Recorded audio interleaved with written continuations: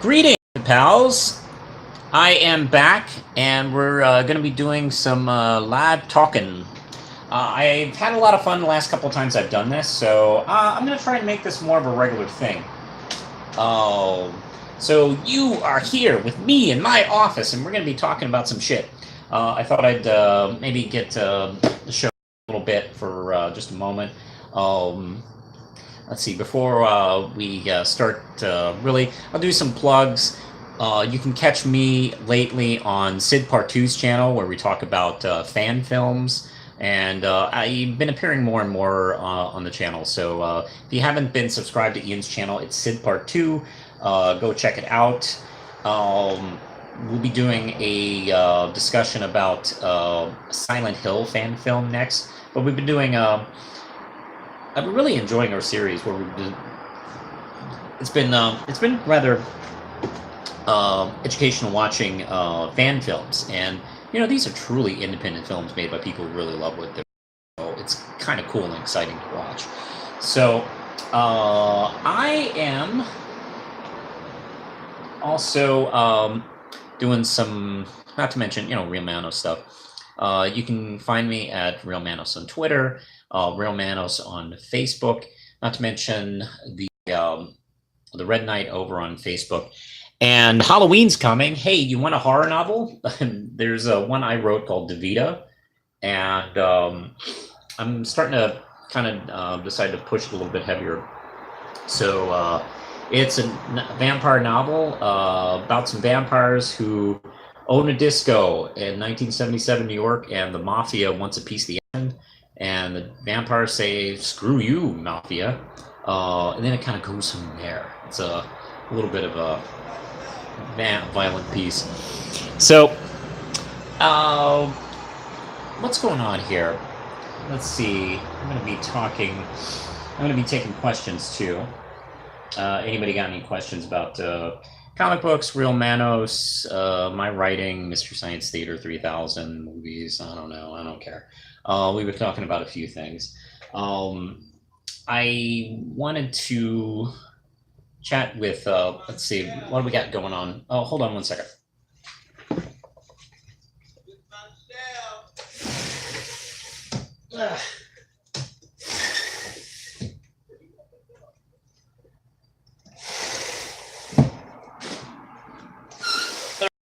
Pardon me, thanks. This guy outside my window, like yelling at Michelle or something like that. Like, I'm sure Michelle is, you know, busy.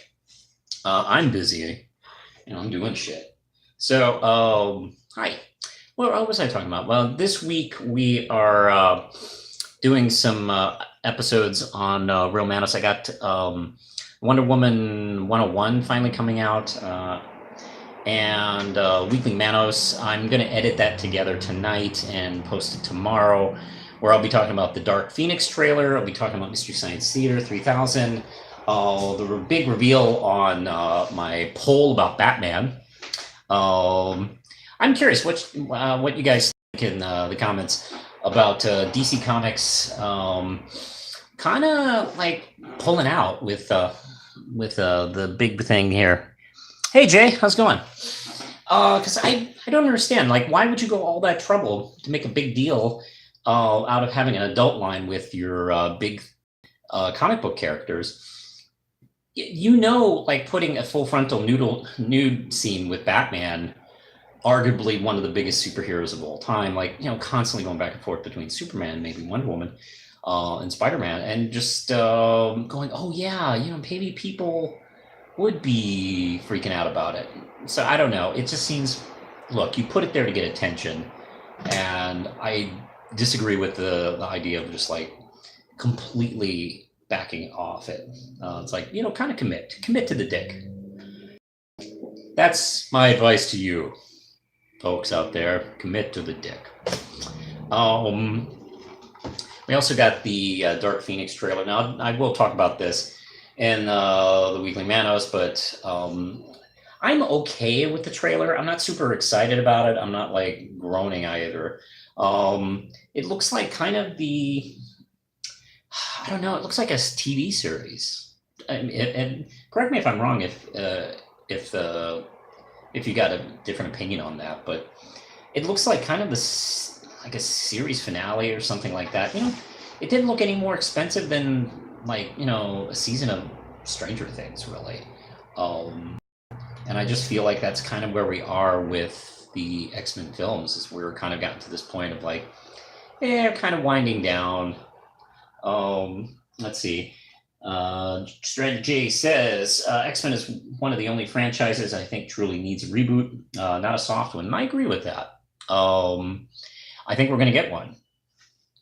I actually, this might, because I'm going to be talking about the X-Men trailer in the weekly Manos, so I don't want to repeat myself. So this might be a good place for me to talk about what my thoughts are when it comes to what Marvel is planning to do with the X-Men. I know a lot of people are going back and forth on theories on how Marvel, the MCU, will approach the X-Men and kind of incorporate them into the universe.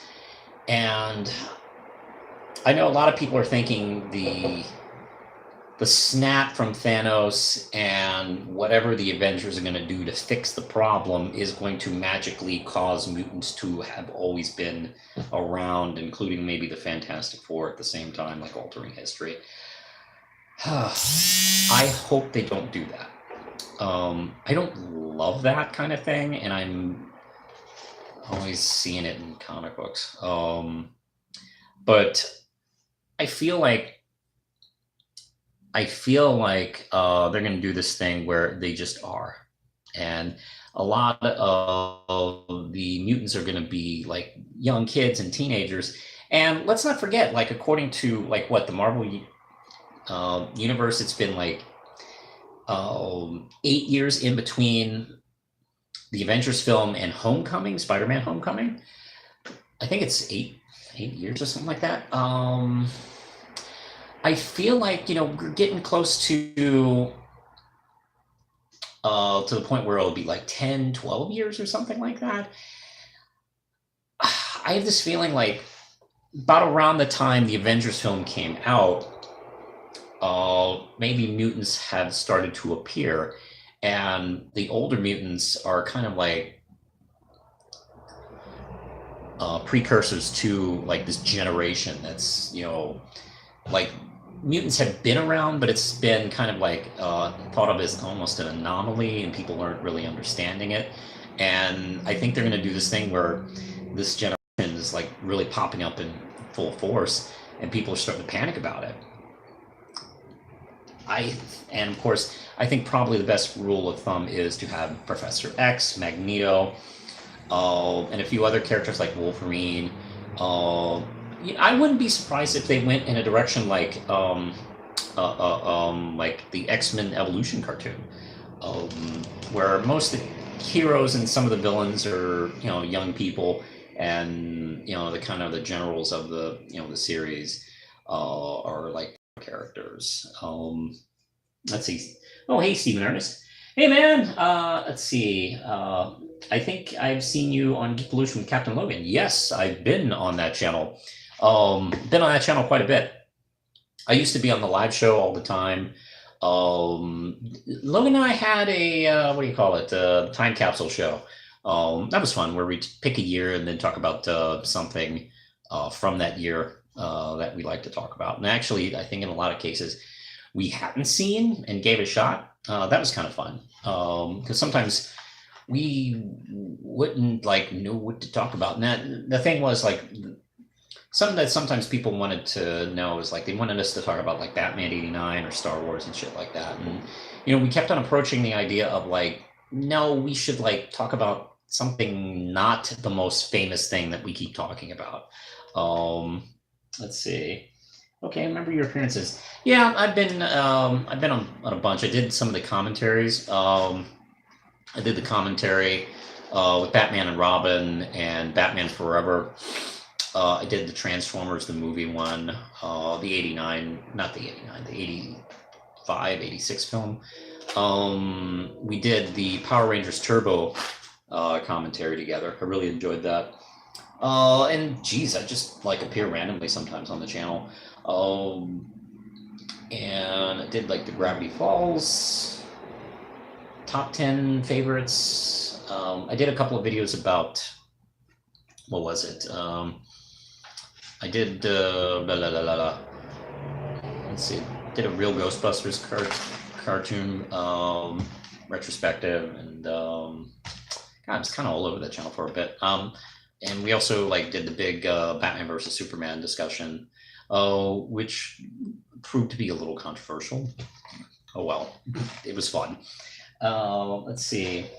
He's a good variety now. Busy with his new baby, mostly podcasting. Yeah, it's pretty much the Logan and Eric show, which he wanted to kind of like, scale back, which is fine. It's almost kind of in the same league that it was when it was him and Vince.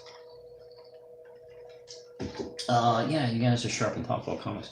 Yeah, thank you. I try to be as best I can.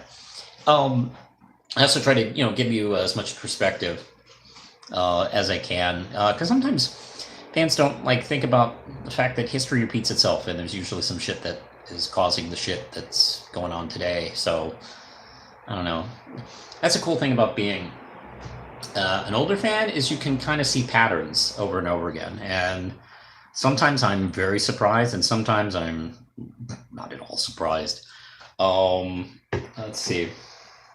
X-Men is probably X-Men are kind of probably stuck with Fox. I don't know. Hey, it's the Omnitron. Hey, Omnitron. And it is I, the wife of the Omnitron. Whoa, I got both of them? Holy shit. That's fantastic. Hey, Omnitrons. Trons? Mr. and Mrs. Tron. How you guys doing? Let's see. And you can answer Stranded J first. Okay. I think I. So yeah, I'm trying to decide on. I definitely think that they're gonna just start appearing. Hey, Ted Bullzilla. In the MCU, I think that's probably just the best way to do it. I don't like.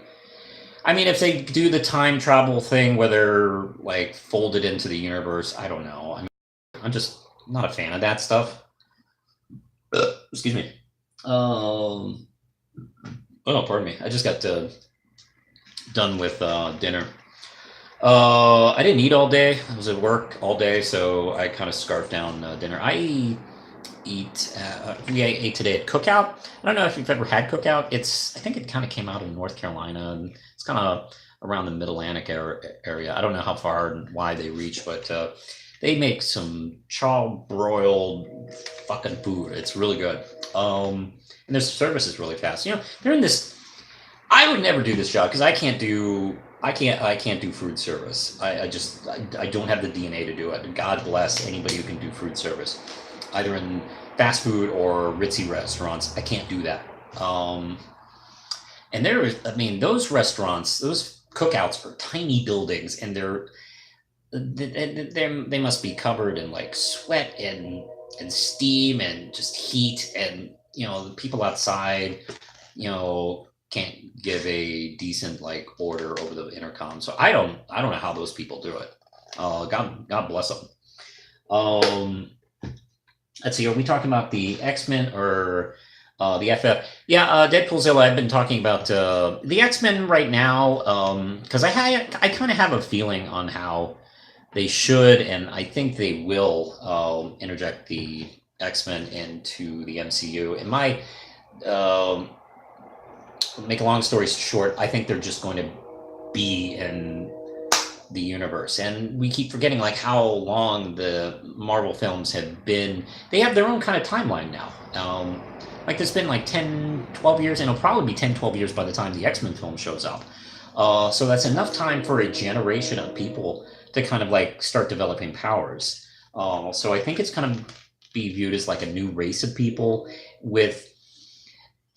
And I think there is going to be mutants that have been around for a couple of generations, and then this past generation was a huge growth spurt, where like the teenagers of this year are just like suddenly there's like thousands of mutants that are popping up, and America's freaking out, and that's when we're going to get into the whole like concept of bigotry and class and race and stuff like that. Let's see. Apparently, we're talking about food. Curse you, Manos, for making me hungry again. I'm sorry. Let's see. Duchess Omicron here. Oh, that's good. And I personally don't want them to rush into Magneto with the MCU. Make it 2 movies before you bring him in. I agree. I think probably the smart move is to make it like the second movie. That's kind of what Nolan did for Joker, and some other directors have kind of like kind of followed that like concept. Like don't blow your load on the biggest villain first. Kind of like build up to them. And I think that'd be cool if they did it for Magneto, but I don't know. I wouldn't be upset if they did it. I would really love to see Rogue done for real. And I was watching a video from Comic Girl 19 talking Captain Marvel and the X-Men films, and she was really kind of like excited at the idea that maybe we might get that classic meeting where Rogue steals Captain Marvel's powers and nearly kills her, and Captain Marvel has to rebuild her as a hero.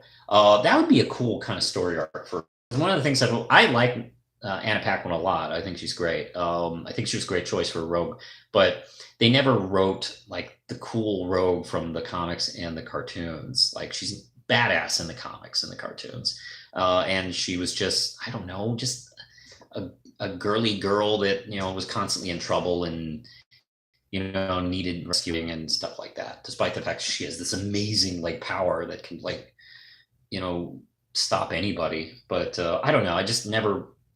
I never loved the way she was written. Let's see. Plus, you can have a nihilist. Yeah, let's get into Fantastic Four, because I'll be honest, I don't have a strong theory outside of just doing the kind of Fantastic Four origin in the present day. Although, stop me if you've heard this before.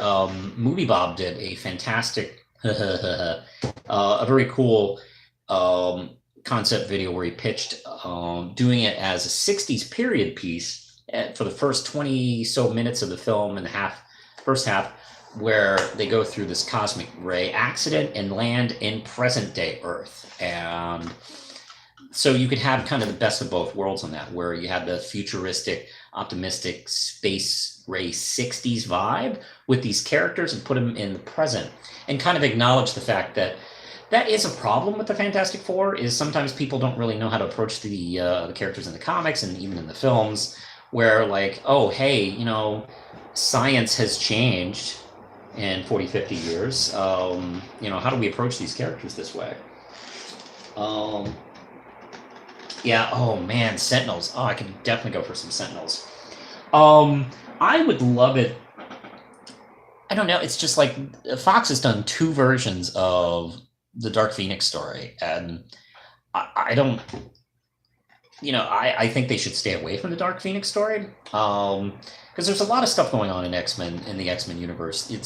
But so much is like adapting, like you get to see Wolverine and then Dark Phoenix, and who cares after that? I don't know. I want to see more. I want to see more classic stories adapted into this version of the X-Men, and I'm feeling we'll see that. We could see the Shi'ar. How cool would it be to see the Shi'ar? Let's see. Let me get to some questions here. I'm getting Deadpoolzilla. So, dumb question. Are you excited for Venom? Trick question. I know you're not. Ha ha! I am not. I am not at all excited for Venom. Not even remotely. Duchess Omnitron here. I say I focus on the Brood and the Shi'ar. Forget Dark Phoenix. Yes, the Brood. Oh wow, that is kind of touching too, because the Brood was kind of a slight knockoff on Alien, and Alien has been like done to death in film, so they would have to look out for that. They would have to kind of like figure out a take on them that didn't seem too much like Aliens. But that would be cool. I'd love to see that. I wish Bryan Singer directed X-Men 3. But he wanted to do Superman. Yeah, I mean that's what happened. Um, yeah, Brett Ratner did that, and I'm not a big fan of Brett Ratner. I mean, he's fine. He seems like an okay guy, but I don't know. There's nothing really interesting about his work. Like after he did the Rush Hour film, like I constantly started hearing his name like associated with all sorts of projects. Like the guy who did Rush Hour, I mean, that was kind of like you put the camera and you point it towards Jackie Chan and Chris Tucker, and that was kind of it. I didn't walk away from that film going, oh wow, that director, blew my mind. No, I mean, I don't know. Um, he's never been a director that's really kind of like jumped out at me. I hate it when I see a director that I think is awesome and they completely disappear. Um, and then I see like Brett Ratner get offered like jobs all the time. It's like, what the fuck is this? Like, how is this happening?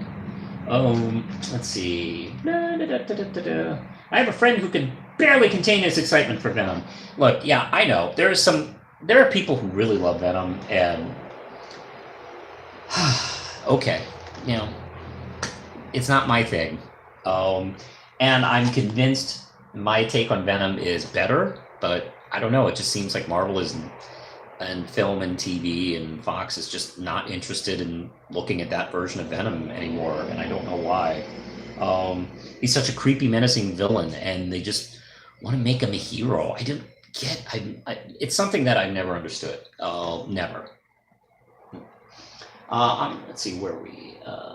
Yeah, X-Men 3 had a bad portrayal of Dark Phoenix. Yes, I mean she basically just stood there and tried to decide what to do the whole fucking movie.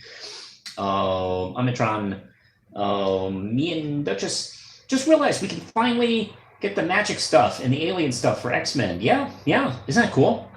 Um, yeah, they have been. Yeah, Fox has been kind of like taking, like, they had a pretty focused, and this is like, I maybe shouldn't blame this totally on Fox because uh, when the X-Men film started, there was one way to do a superhero movie, and we were a few years away from the Marvel universe, Marvel Cinematic Universe. Which no, you can approach these films like you do in the comics, and these universes have so much you can work with that they can like stand by side, and it's okay. And the X-Men films come out of that kind of like thought where no, we have to tone it down and be more realistic and kind of figure out how to like do this movie version of this thing and cut this out, cut that out. Matter of fact, it looks like the Dark Phoenix in this film is going to still come from her and not from some alien force, which is too bad. Like, oh man, this was your chance to do that, but oh well. Let's see, Deadpoolzilla. Hey, the one X villain I want to see in the MCU is Sinister. Yeah, that'd be cool. I can't wait. That's going to be. It'd be fun to like, hey, let's share the wealth. I mean, I love Magneto. I can't wait to see Magneto again and their take on him. But there are some villains we need to see, like Sinister. I wouldn't mind seeing another take on Apocalypse and see if we can get that a little bit toned right.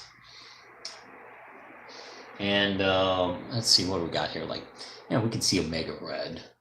we can see more Sabretooth. I didn't get enough Sabretooth in the X-Men films. I'm fine with Venom Hero as long as it's Flash Thompson. Flash Thompson. See, that's the thing. Eddie Brock sucks as a person. He's a terrible, shitty person, and we should just embrace that. Like, not try to make him a better person. Flash Thompson is a good person. Yeah, he started as a school bully, and then he had this character arc over generations, and he became a really great guy. And he definitely won our sympathies over time because, good lord, did Spider-Man writers just enjoyed destroying his life for a while.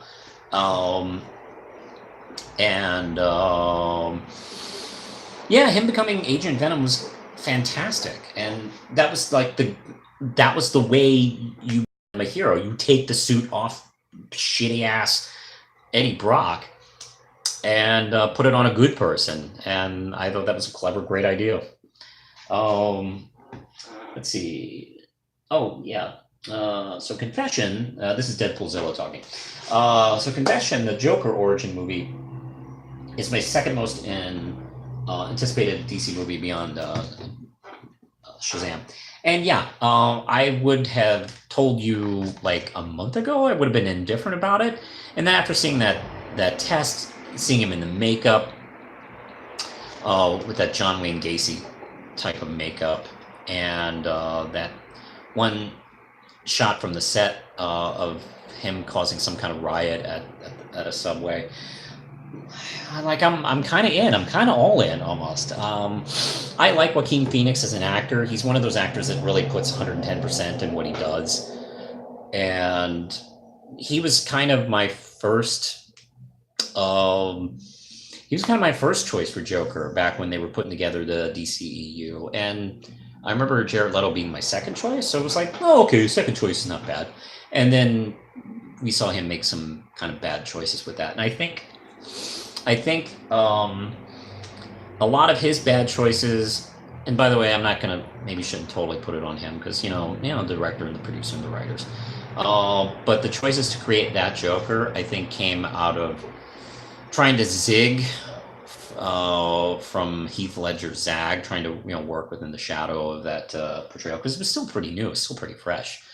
So hey, sometimes it causes you to make some crappy choices, and I think that's the way they went. And I'm not a big fan of the overly tattooed, messy, kind of douchey Joker that they were doing. It does feel like I've said this before in Weekly Manos, but I'll say it here too. It feels like they're doing kind of the inspiration of the Heath Ledger Joker without not doing that. Like, you could see them kind of coexisting as the same character, but it's not, the same exact. They're not trying to do the same exact thing, but they're trying to take the same inspiration, which I think is awesome. And enough time has kind of gone by, and I think Joaquin is a good enough actor to pull it off. So I'm all in on it.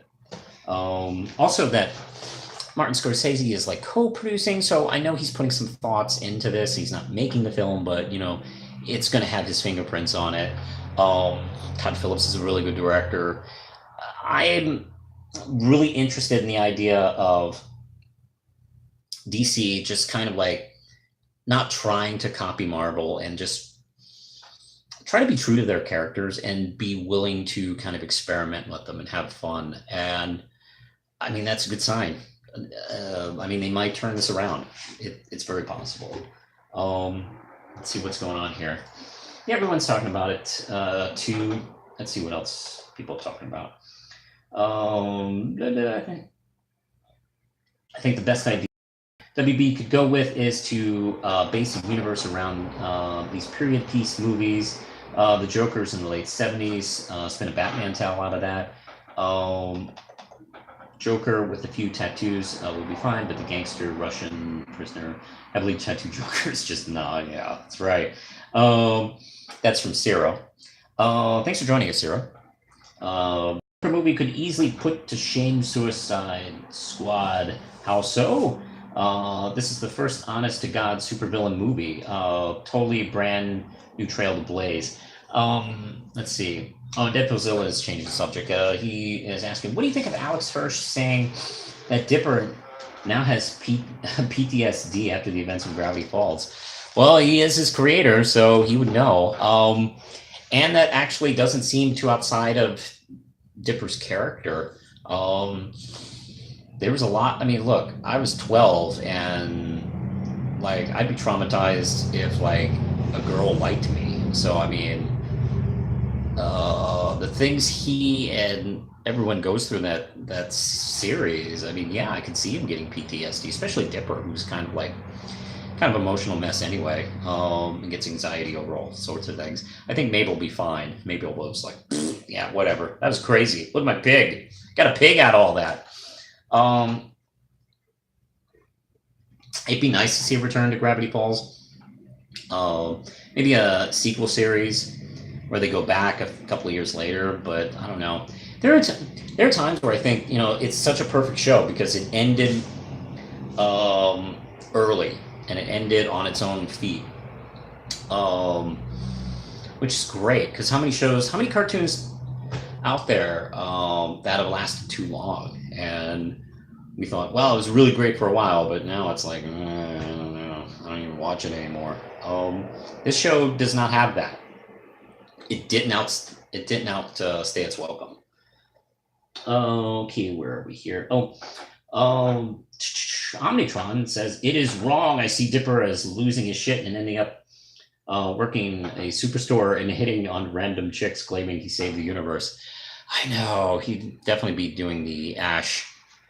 I would hope he'd be okay. We'll see. But yeah, I mean, yeah, he's kind of walking around thinking like, hey, I helped save the universe. And actually Mabel is thinking that too.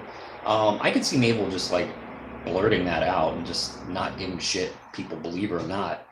It's one of the things I like so much about Mabel is like, you know, she is who she is, and she doesn't care. She doesn't give a fuck.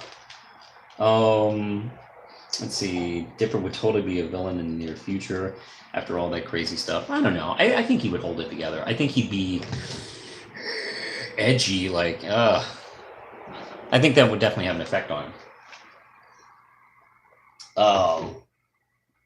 Let's see. Marion McDaniel. Hi. How you doing? Welcome to the show. If Steven were to become a villain, or at least a much more aggressive character after losing Connie, how would the Gems and Greg take it? Well, they obviously wouldn't be happy about that. They'd see, that's a thing, though. I mean, I can't see Steven going in that direction. I mean, that would be shocking and jarring and devastating to Gems and Greg. So it'd be really devastating to them. Steven is not a character. I don't know. It's just not in his character to break.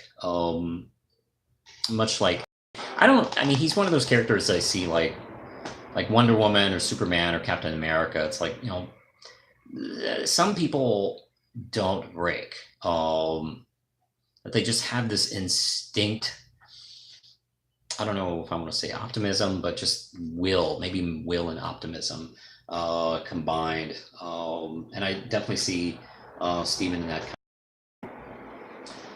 Duchess Amatron here. I usually hate it when shows end, since I always feel like there's much more stories to be told. The Gravity Falls weirdly didn't feel that way, since it ended on its own terms and felt right. Yeah, I agree too. I mean, it'd be great to have like a few more seasons in that show, but I don't know. There is something to be said to like ending the show on your own. And I have a lot. I tend to recommend that show a lot to people pretty easily. Because I'm a big Steven Universe fan, as you know, and a big Mystery Science Theater fan, and a fan of a few other shows. But I don't know, Gravity Falls, I feel like, can work with so many other people, and you know, I tend to call it like, you know, like it's kind of like a perfect show. It's got a lot of things that, you know, The Simpsons worked with. Well, it almost reminds me of like classic era Simpsons, like what from season 3 to season 8, when it was just the perfect Simpsons. That's kind of how I view that show, and it never had a downward spiral. It never had a period where it went downhill. So it's great. Blah, blah, blah, blah. Yeah. The quote Batman in regards to Steven, maybe some men don't break. Maybe it's just you. Ugh, I love that line. Thank you. Let's see. Marion is going over to the Godzillaverse. Could King Ghidorah work as a villain for the Crystal Gems? Let's see. I never considered that. They have fought monsters like King Ghidorah, although he would be much larger than they'd ever really kind of dealt with. They would definitely have to fuse into either Alexandrite or that big. I forgot the name of the fusion that the temple represents, one of all 4 of them. Although, hey, you know, shit, like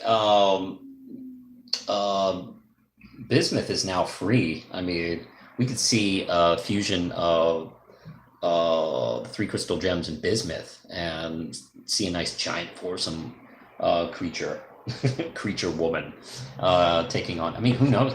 Oh man, because she has like, she's like got like like fire powers and shit like that. Like, oh man, that'd be amazing.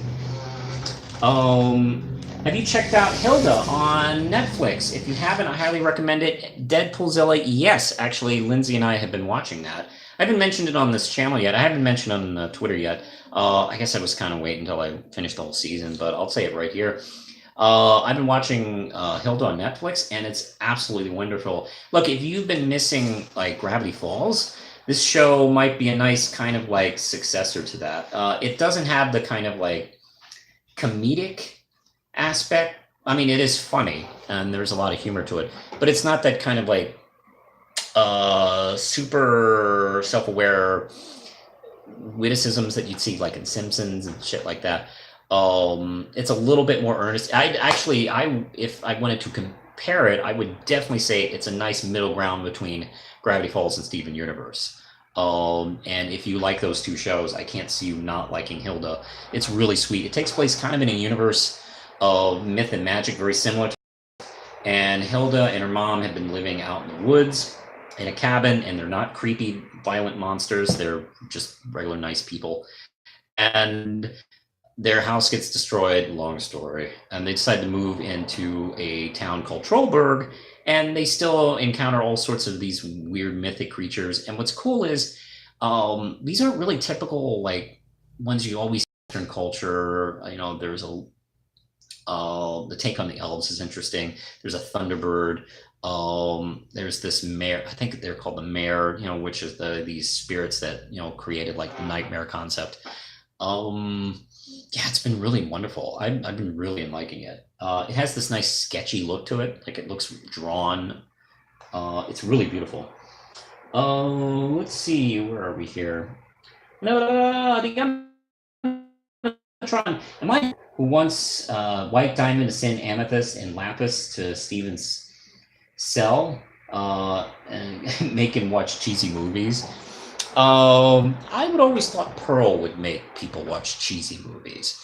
But no, that might be fun. Let's see. I'd be interested. Geez, I'd love to see like a MST3K Steven universe. Hey, fun fact. Steven Sugar, Rebecca Sugar's brother, and he's like the inspiration for Steven. He actually did some design work for Mr. Science Theater 3000. So did Guy Davis, who is a great comic book artist who designed some stuff on Steven Universe. In the last few episodes of the season, they have special thanks to people on the Netflix season 11, and Rebecca Sugar and Steven Sugar are like constantly in there. So there's a nice connection between the best shows I've ever seen in my life. Let's see. Hey, okay, Myron McDonald, how would Pearl take Batman's refusal to kill the Joker, especially after seeing what the Joker is truly capable of?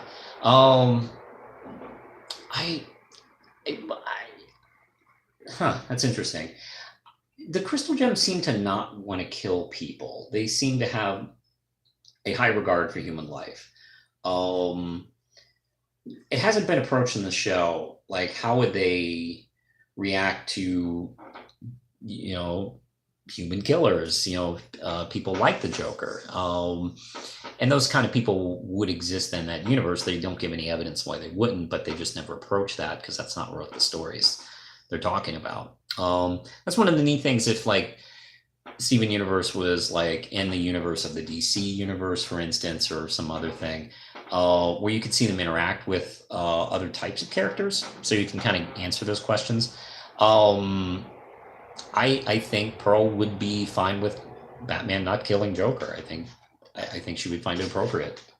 Let's see. Hey, let's see. So we're going deeper in with this in Steven Lucian.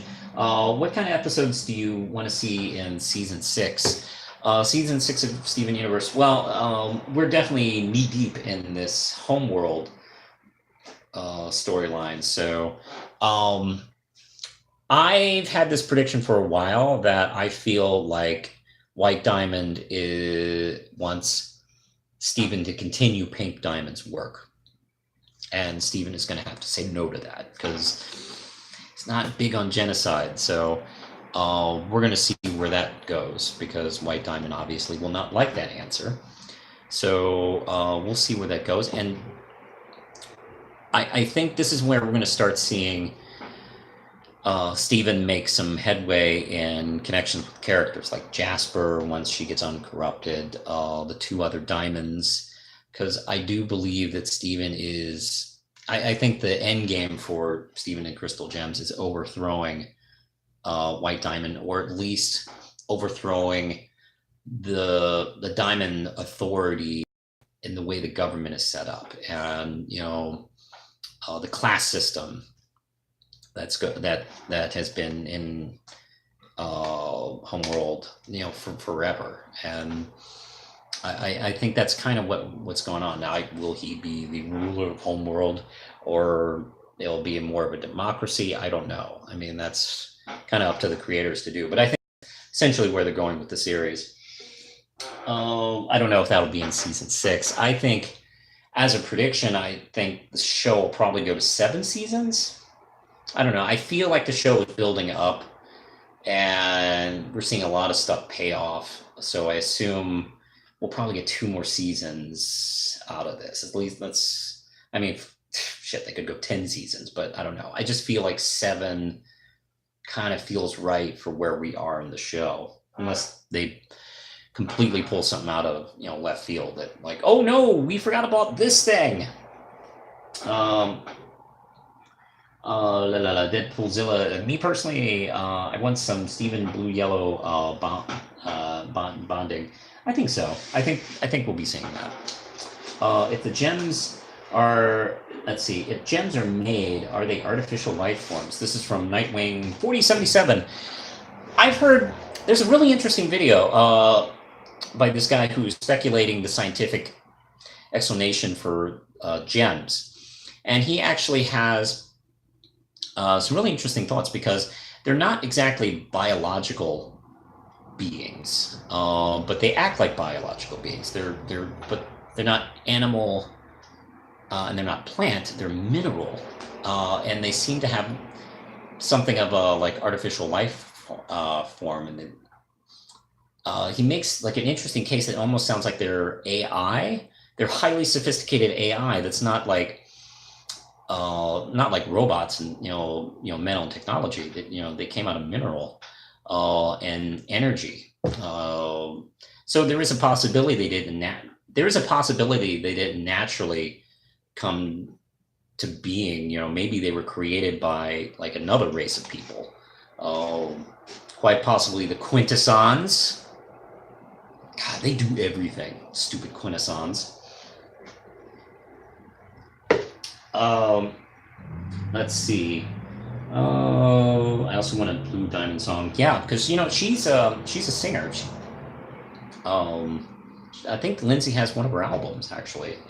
And it's funny, we realized that after she started appearing. Like, Cindy, Lindsay, I think you have like an album of hers.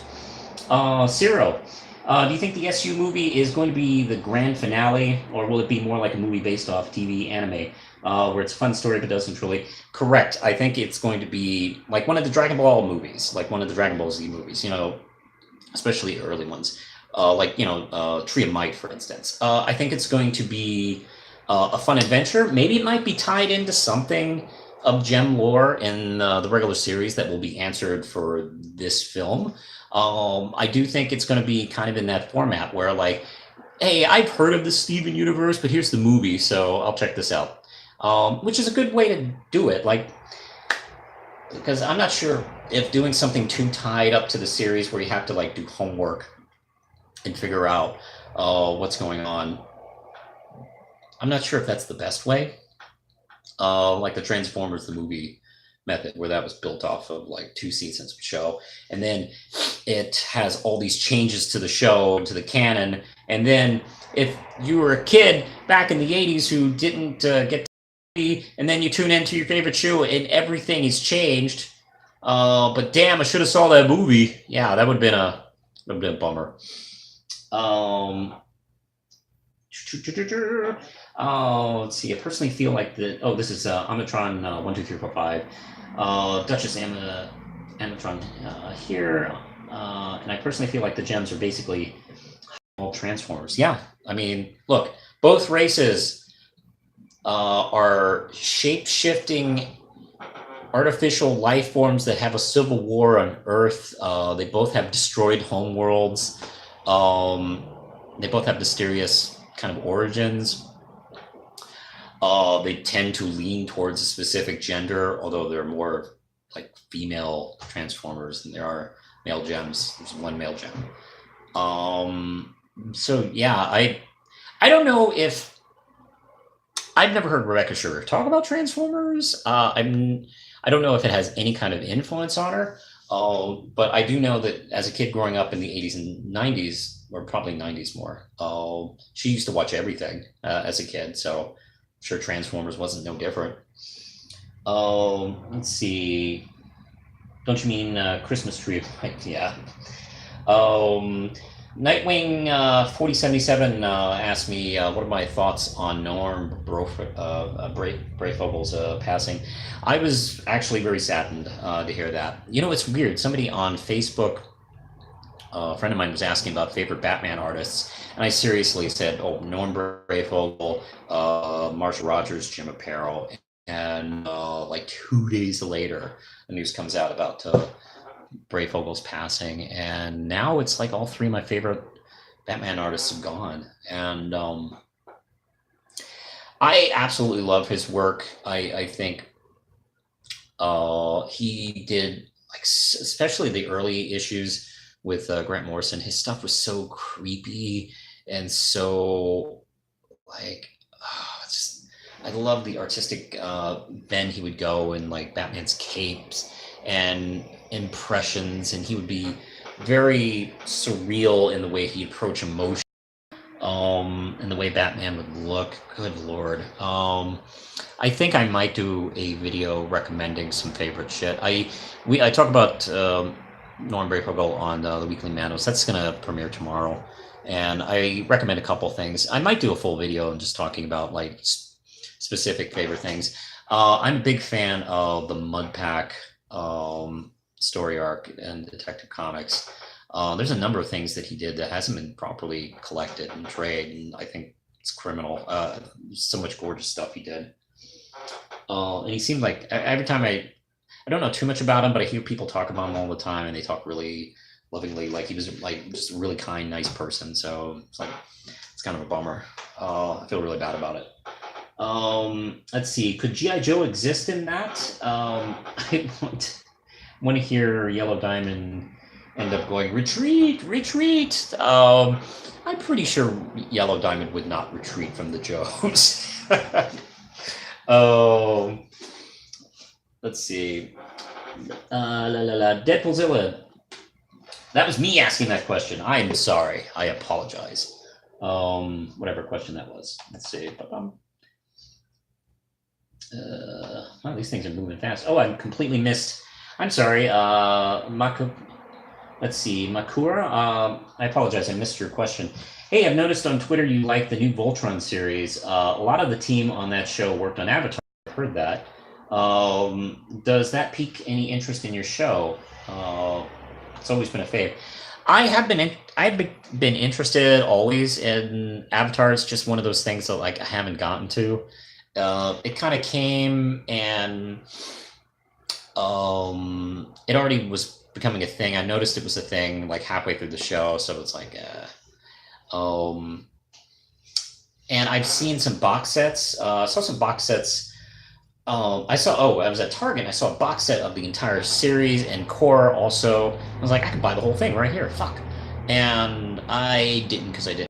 But I have been contemplating it, especially since I've like gone completely gaga over the new Voltron show. I'm actually currently rewatching it right now, and I'm gonna do some videos about each season, reviewing them. But I'm rewatching them right now to kind of like make sure I don't forget too much. So to answer your question, yes, I'm very interested in checking out, more so than I used to be. Briefly change the subject. I'm a big fan of Doctor Strange and was disappointed in the look of Dormando and no clear. Yeah, I'm not the biggest Doctor Strange person, so I guess I'm less bothered by the designs. It was about the favorite artists. Yeah, day before passing. Yeah. That's right. Oh, that's right. You did ask that question. That's crazy. Blah, blah, blah. Avatar is better than Korra. I've heard that. Not to say the Korra is bad. I'm a big fan of Korra too. But the original series is as good as it can be. It's pretty damn good. Yeah, that's what I keep hearing. Especially, man, I'm loving this new Voltron show, and if this Avatar thing is like as good as that, or probably better, I'm all in on it. As soon as I can kind of find some time, because how many episodes? That's like what, 3 or 4 seasons or something like that. It still boggles my mind that Jasper and Allure are the same actress. I agree, Deadpoolzilla. Oh my god, I remember I watched the first episode and thought it was really good. And I remember thinking, like, Allure's voice sounds super familiar. Who is that? And I went to IMDb, which is pretty much what I do anytime I see something new, and it just blew my mind. I was like, don't even sound remotely like the same actress. Because she sounds so feminine and proper on Voltron, and Kimberly Brooks as Jasper basically sounds like a great Dragon Ball Z character. There's a lot of Vegeta in that voice. I don't know if she was ever instructed, like, okay, Kimberly, we want you to kind of be Vegeta for this character. And she was like, be Vegeta? Sure thing, no problem. Yeah, I'm sad and excited for the next and last season of Ultron. I am happy that I've gotten into it on time, so I've had a chance to really appreciate it and enjoy it. I'm glad I didn't get into it after it was all over, because there'd be that feeling of like, oh, that's too bad. This show seems pretty good. So I can enjoy it for the time being. DC's putting out Norm Brayfogle's run and trade. That's great to hear. That's awesome. And in case you're watching this and haven't really seen much of Norm Brayfogle's work, definitely the last arc, the Mud Pack, the Tulpa storyline, the Cornelius Stirk two-parter. God, there's so much good stuff he did. Let's see. Imagine Brooks rips her vocal cords. Yeah, I'm guessing that Brooks like has some kind of juice or water or whatever voice actors need. Because yeah, man, and she probably couldn't be a main character. A lot of people complain about her not being in every episode because they love her so much. But like, maybe it's like, look, we would destroy this woman's career if she did this voice every day. At least I wasn't instructed to be like Nappa. Yeah, I mean, she's definitely more Vegeta than Nappa. Poor Nappa, stupid bastard. 61 episodes of Avatar, and I can tell you that what happens in each one of them off the top of my head, don't judge me. I was like 8. And it's like, yeah, I mean, yeah. Let's see, Omnitron, 1, 2, 3, 4, 5, Lapis. Remember fusing Lapis? Marion McDaniel. I know this is a bit off topic. Sorry if that's not what your voice sounds like. Sorry if this is a bit off topic. But if Pearl were to be scared of any of the slashers, who do you think it would be? My feeling would be Michael Myers. I think Freddy Krueger, because she doesn't like to sleep. Although I guess she would be able to kind of avoid him forever. But Steven has to sleep. And also, he's not a slasher, but I remember seeing the Babadook for the first time. I was like, oh man, this is like, this would be the worst situation. Let's see, Deadpoolzilla. Since it's about to be that time of the year, what are your top 5 horror films? Oh boy, this is a constantly adjusting list. So I may do a video on this. I'm okay. No order on this because this kind of shifts a bit. But Carnival of Souls, the original Bela Lugosi Dracula, The Shining, The Babadook, and Suspiria. And look, I also love It Follows, and got Nightmare on Elm Street. So yeah, I got a bunch. Of course, the original Night of the Living Dead. And Evil Dead 2. Michael Myers is evil incarnate, so Pearl would be disturbed as all hell. Yeah, she wouldn't love it. She would kick his ass pretty easy though, so that might be fun. I could go for Pearl kicking the shit out of Michael Myers. If there are any Evil Deads on this list, I will not be. Let's see, I'll be disappointed. Evil Dead is awesome. My favorite out of the grouping is Evil Dead 2. I think that's my personal favorite out of the series. I remember being a kid, being freaked out when I saw that movie. I don't know what the fuck I was thinking, but I watched that in the middle of the night when I was a teenager and was like, I couldn't finish it the first watched it.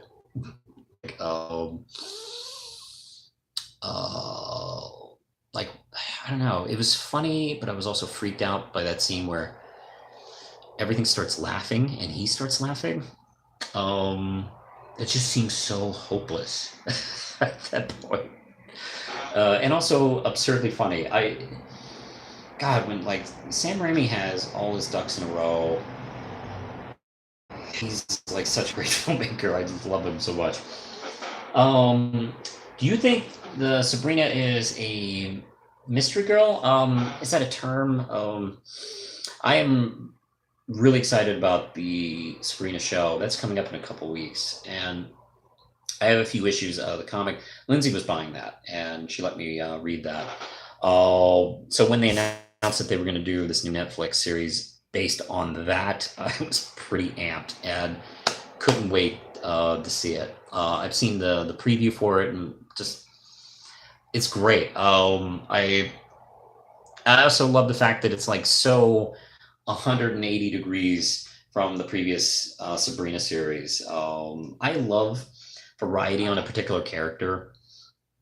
Like I love it when you take something meant to be one thing and completely twist it. And I can't wait. And the thing is, like, there's plenty of like darkness in like Sabrina's universe, so that wasn't a hard twist.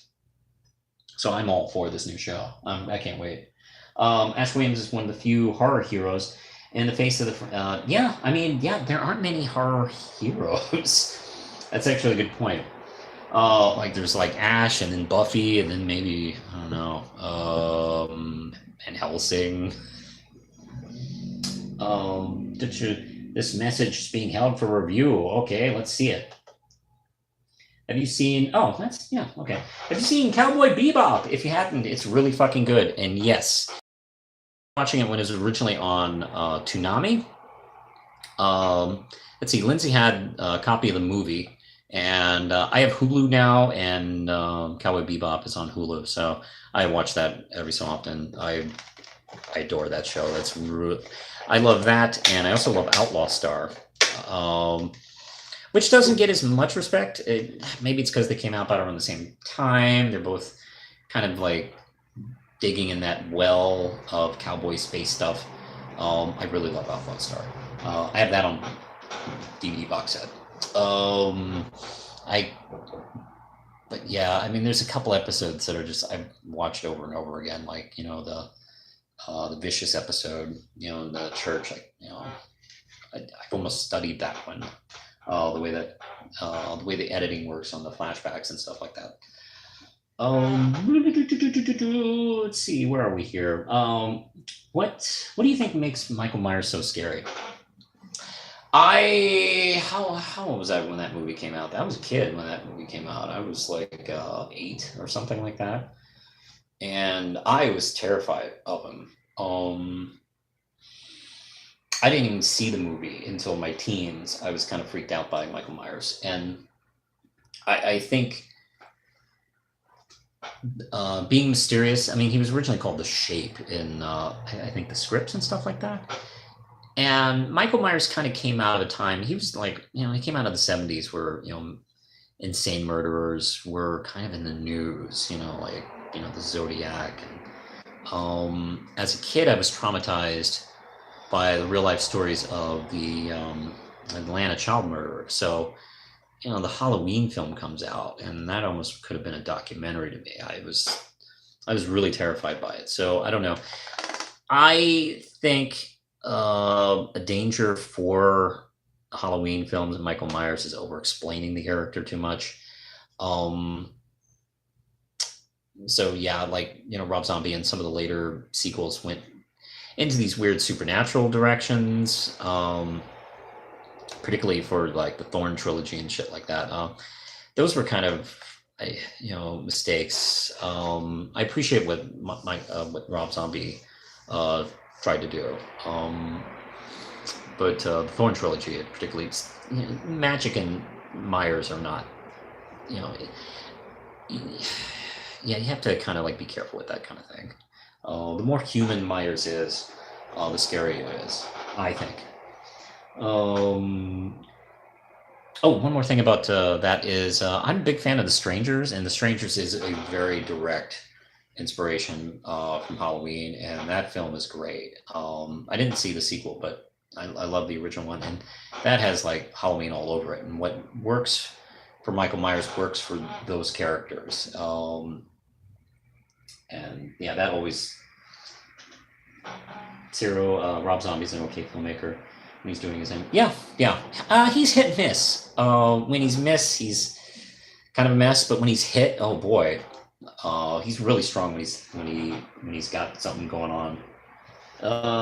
Let's see. I think I've missed a couple of questions here. Let me go back here.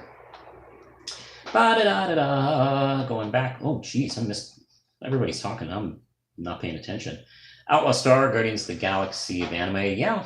I love Outlaw Star. Let's see. Stephen Ernest. I actually like the cartoon of Yu-Gi-Oh! Had good mythic plots. It was always about getting sidetracked in the lengthy card battles. Aisha Clan. Do not go over my head. My reflexes are. I love Aisha Clan. I love that whole cast. Aisha's an adorable Klingon cat girl idiot, and she's great. She's good to have her on your team. Let's see. Amatron. The Town That Dreaded Sundown is one of my top favorites since it is added to the horror of it. This is based on a real event. I've heard of that. I've not seen that. Maybe I should check it out.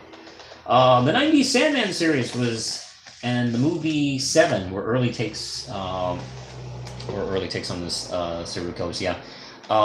Sandman serial convention issue is fantastic. And Seven, I remember I saw that in theaters, and I was like tense the whole time. Something so great what David Fincher does is he doesn't show you what he does to people. I mean, he shows you the after effects, and he shows people like describing what happened. I mean, the thing that happened, like the prostitute and the pimp guy, it's one of the most awful, horrible things I've ever heard. And it's just described. I mean, you just hear the actor like go into the description. That's all you need. And so when you finally see John Doe, it's like, oh my God, this guy's like really bad. let's keep away from him.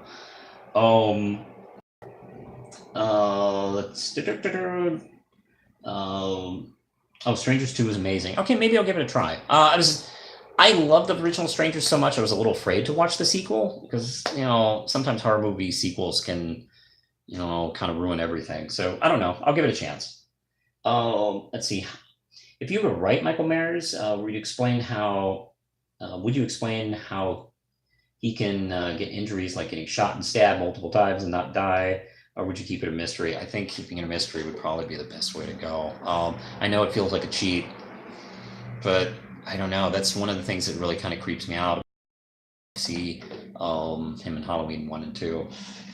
Maybe if I would like come up with an explanation on my own, but just not reveal it in the film, I think that's probably what I would approach. So even if I did like some supernatural bullshit, I wouldn't at all like explain it into like the narrative of the film. Like maybe do it in a way where you could piece it together, and go, oh, hey, here's a clue. Maybe that's why. I would probably do it that way. I would probably leave hints. Let's see. If I were an embodiment of the universe, like in Sandman, I'd be fanatic, as in embodiment of nerd and geek culture. Then you have a lot to answer for, fanatic. Oh, that's actually, I'm almost surprised Neil Gaiman hasn't done that, now that I think about it. That's actually a cool idea. Let's see, Stephen Ernest. Yes, leaving gore to the imagination can be more powerful, as in Hitchcock's Psycho. Yeah. Hey, when did I see that film for the first time? It was like the late 90s. I was working at a video store. And it got into me like to start watching some classic films that I'd always heard about, and Psycho was one of them, so I rented that. And at that point, like in my mid-20s, I'd already heard about everything that happened in the movie. And I took it home and I watched it, and I was watching it at night, and it was also raining at night. And holy crap, was it creepy. I was a little surprised by that. I guess I was impressed by the filmmaking there, where even though I knew everything that was happening in the movie and everything referenced and shit like that because of pop culture, it was still working, and I think that's very impressive. Let's see. If I had to explain how Michael can survive all that stuff, he was a differently wired nervous system. Still allows him to function in intense pain.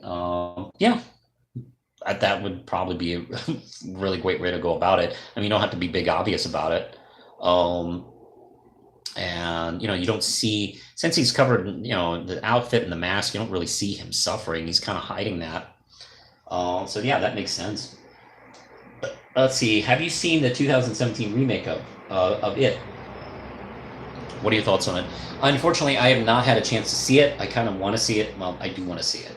I just haven't had a chance to really. I didn't get a chance to see it in theaters, which sucked because I really did want to. I hope. I have a couple of streaming services and it hasn't popped up on that, so I'm probably just gonna have to, find some way to rent it. I live a couple blocks away from one of the only video stores in Virginia, and they do have a copy of it, so I could probably, just rent it there. Just Jurassic Park. Oh wow, he shot through. Jurassic World 3 is going to be Cadillacs and Dinosaurs, calling it. Cadillacs and Dinosaurs is so underrated. Stephen Ernest. Yeah, the problem with older classic films is they can be spoiled. Glad you're still affected. Yeah. That's the cool thing. Like, some of these old films are all over pop culture, and then you watch them, and then they still work. It still happens. That's one of the things I love so much about film, especially a good film. Would you do a Nightwing 4077 says, would you do a Steven Universe Justice League crossover? Yes, and yes, and yes. I've actually imagined this. I've taken time to think about how they would work, and I've really obsessed about it in ways that is probably unhealthy for an adult. Yes. I, for a while, in my boredom, after I really became into Steven Universe, like maybe in the second, third season, I started imagining Justice League Unlimited with Steven and the Crystal Gems retrofitted into the show, into the episodes. And I actually came up with really great ways to do them and put them in there. Like, I would have debuted them in, they would have been in the first episode with Green Arrow, but just in that pack. And then I would have really debuted them in the episode that was Hawk and Dove. I pull out Hawk and Dove because no one cares, and replace them with Steven and the Crystal Gems in that Wonder Woman story where they're fighting the Annihilator armor with oh god, I forgot his name.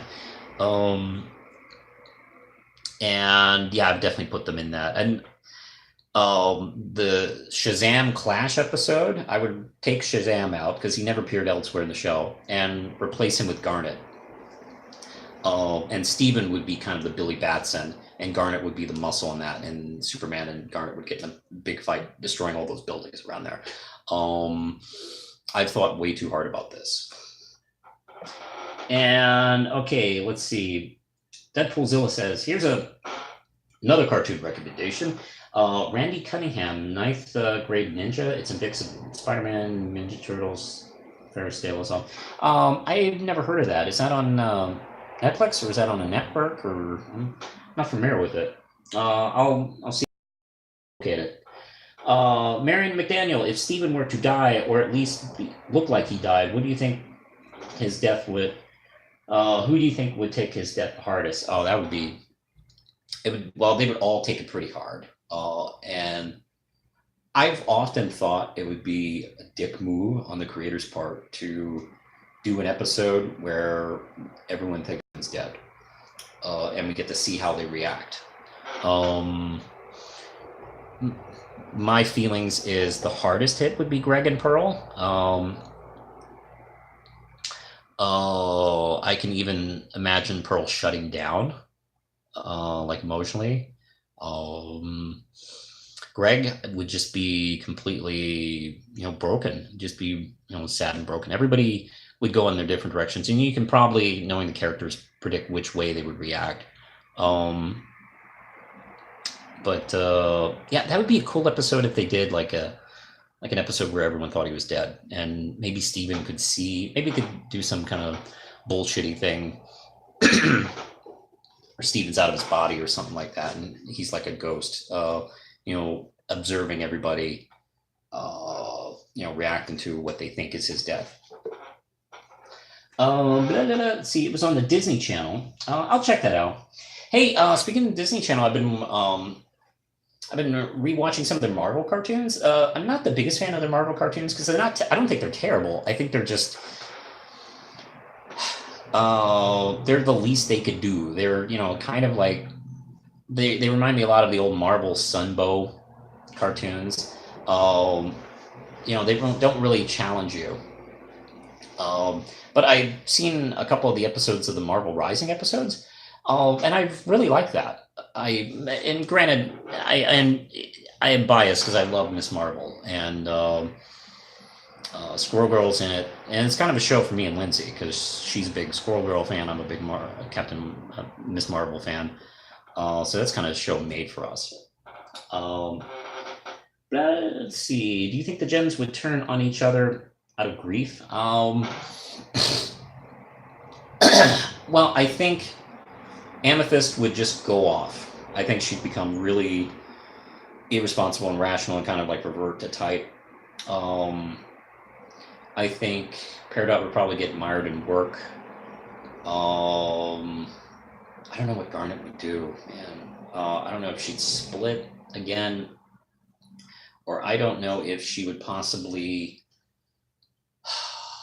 be unsure of where to go. Like, after Steven, like where, I imagine some of them would wonder what's the point of what we're doing now without Steven.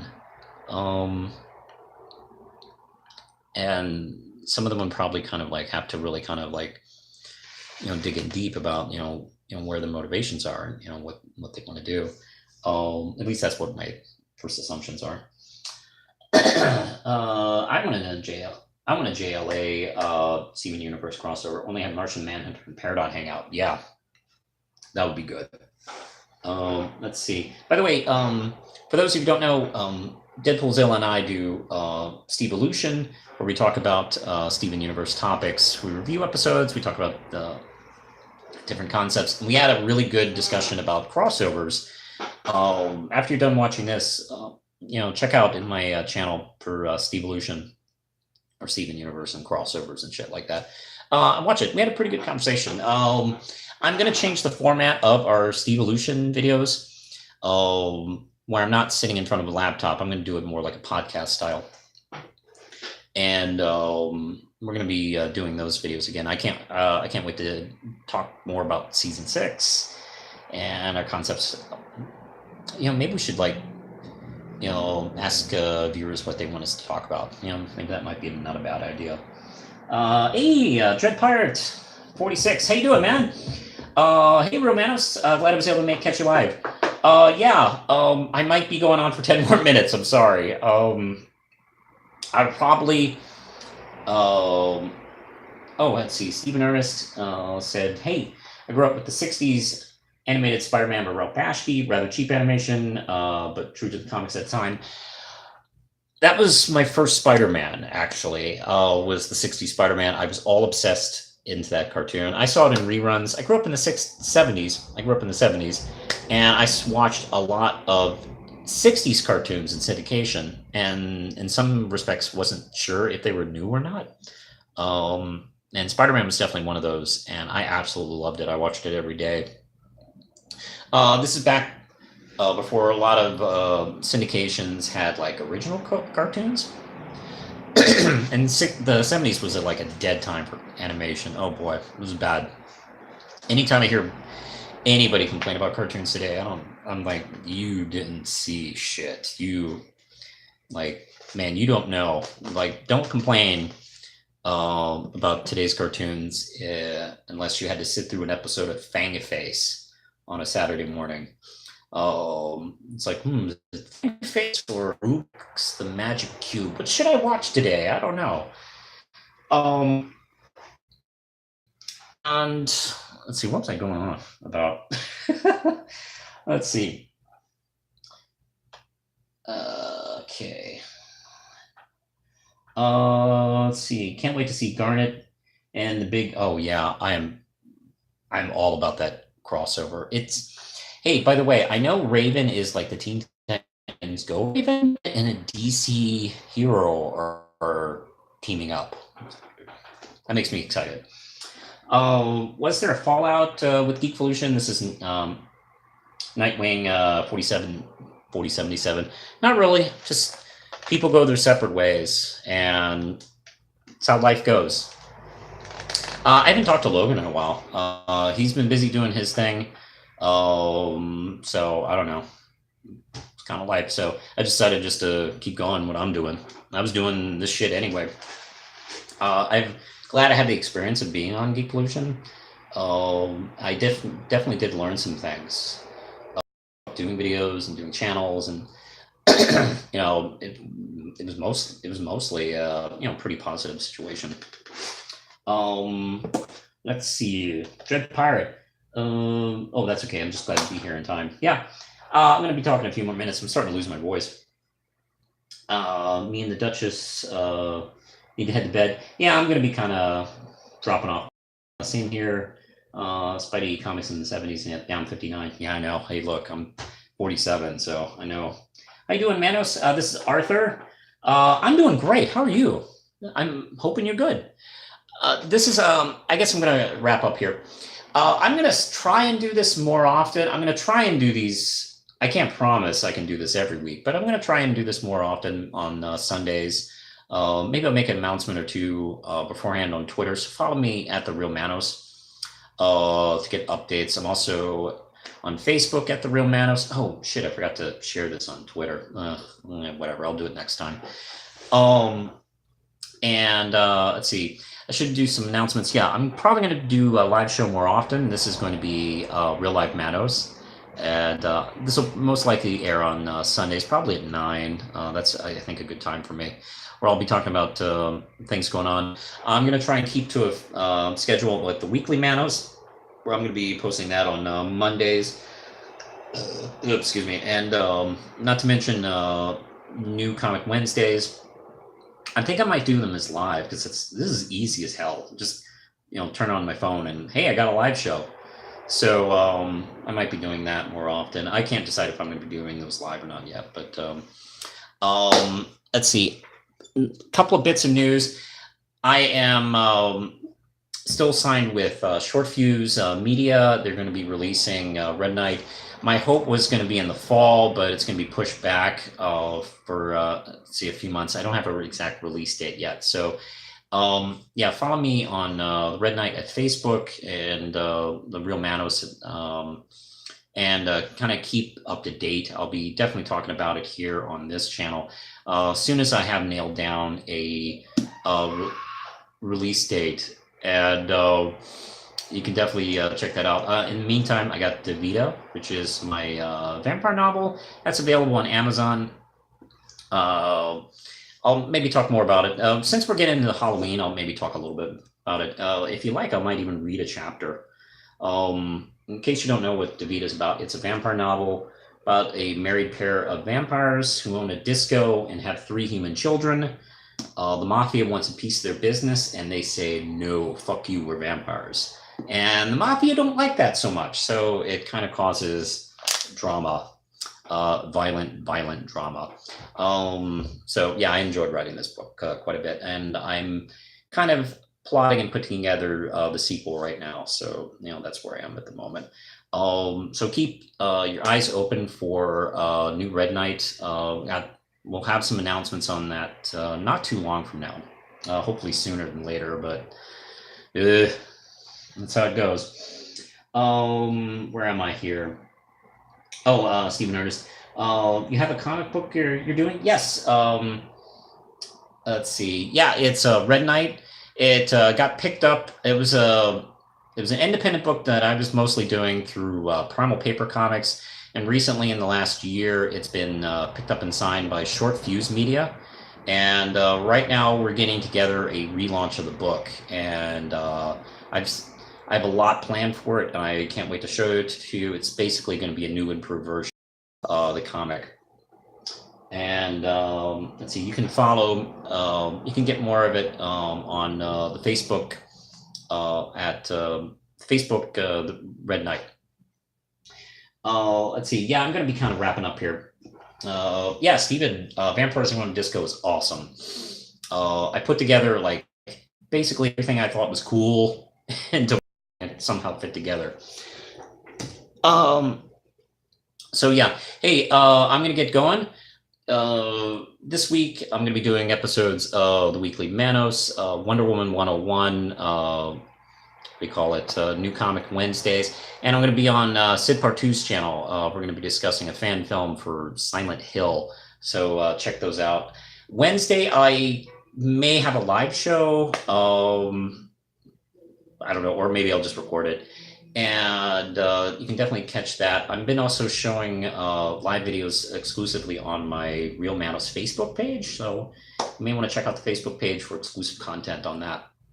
And don't forget to support this channel at Patreon. If you have $1, you can kind of support the channel and help me buy more comics to review for the channel and talk to you about it. I don't know. I guess that's how it works. All right. Well, this was great. I enjoyed talking to you all. This was wonderful. I'll be doing more of these in the future. So until next time, later, guys.